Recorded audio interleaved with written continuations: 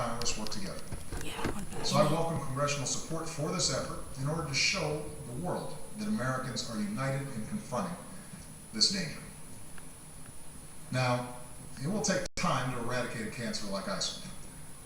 And any time we take military action, there are risks involved, especially to the servicemen and women who carry out these missions.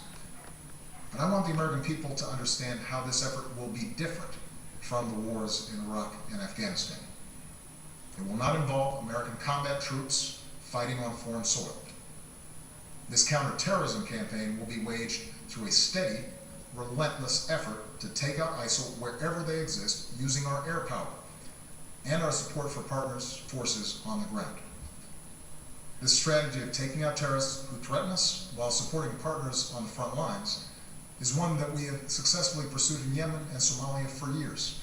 And it is consistent with the approach I outlined earlier this year, to use force against anyone who threatens America's core interests, but to mobilize partners wherever possible to address broader challenges to international order. My fellow Americans, we live in a time of great change. Tomorrow marks 13 years since our country was attacked. Next week marks 6 years since our economy suffered its worst setback since the Great Depression. Yet, despite these shocks, through the pain we felt and the grueling work required to bounce back, America is better positioned today to seize the future than any other nation on earth.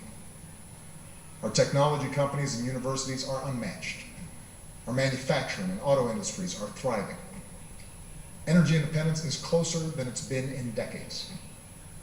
For all the work that remains, our businesses are in the longest uninterrupted stretch of job creation in our history, despite all the divisions and discord within our democracy.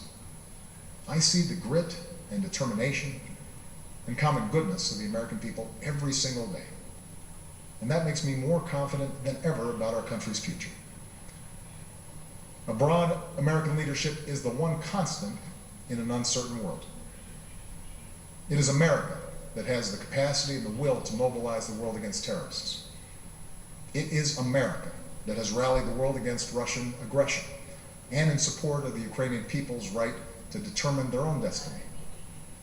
It is America, our scientists, our doctors, our know-how that can help contain and cure the outbreak of Ebola.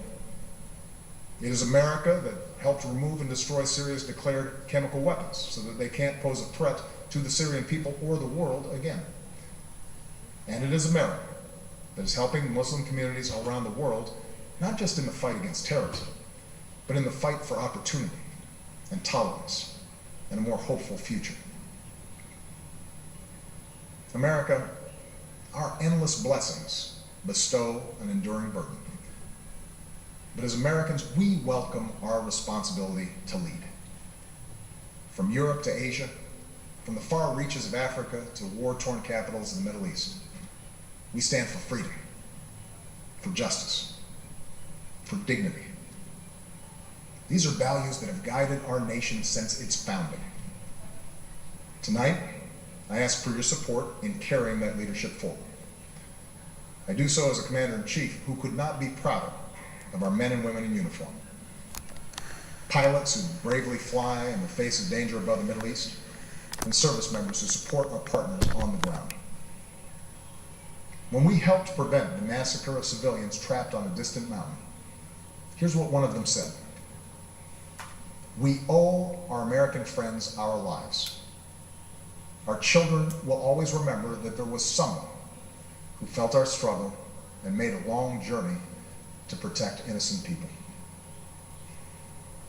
That is the difference we make in the world. And our own safety, our own security, depends upon our willingness to do what it takes to defend this nation and uphold the values that we stand for.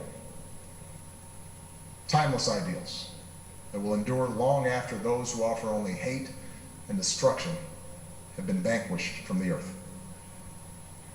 May God bless our troops, and may God bless the United States of America.